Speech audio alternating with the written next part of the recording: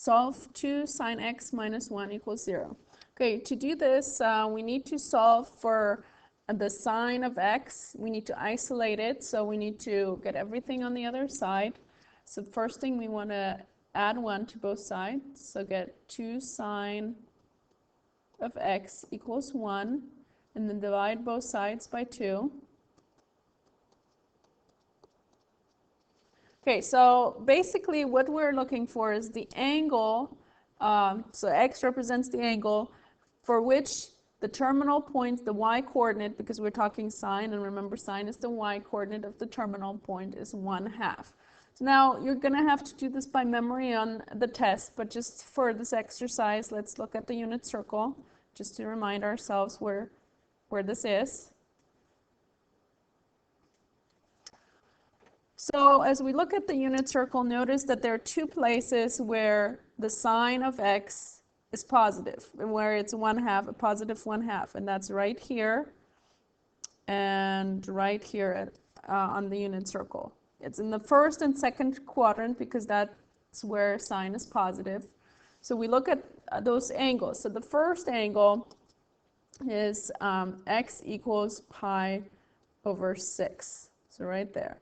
Now remember that this is not the only angle though in this position. So if we have this ray that represents the angle, if we go around the circle 360 degrees or 2 pi, then we end up in the same place. So any angle that ends up in the same place has that same sine of x. So to signify all the possible solutions for this, we put plus 2 pi n, where n represents the number of times we go around the circle.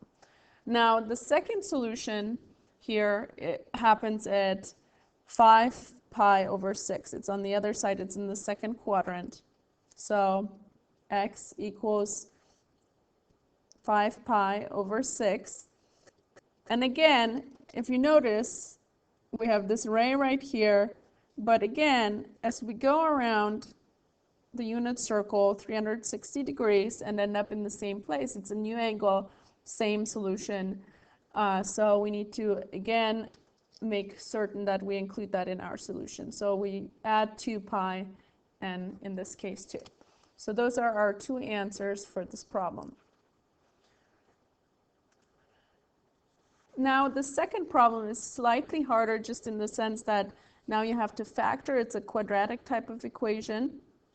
If it helps to substitute just x instead of cosine x for the factoring purposes, go ahead. But we're going to do it in terms of cosines. So remember, we're factoring a quadratic. So in this case, we're going to get cosine of x plus 1, and then cosine of x minus 3. And it's equal to 0. So now we can use the zero product property, and we split it up into 2 pieces. So cosine of x plus 1 equals 0, and cosine of x minus 3 equals 0. So we solve it. Cosine of x equals -1, and cosine of x equals 3. So right off the bat, we notice a little problem, which is with the second one, cosine of x equals 3. That cannot happen. This is not a number you will find on the unit circle. And remember, as you have your sine wave, the highest point is 1 and the lowest point is -1. So you cannot get 3 as an answer. So we have no solution for this part. But we do get a solution for the first one. So again, let's take a look at the unit circle. And remember, on the test, you will have to do it without. You'll have to draw your own unit circle. But we want to look at where is cosine of x equal to -1. Now remember, cosine is the x-coordinate. And actually, there's only one place where the x-coordinate is equal to -1, which is down here at pi radians. So that's actually our solution.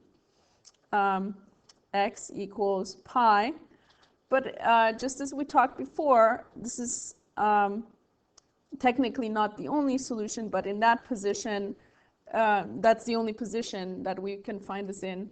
But there are multiple solutions as we go around the circle.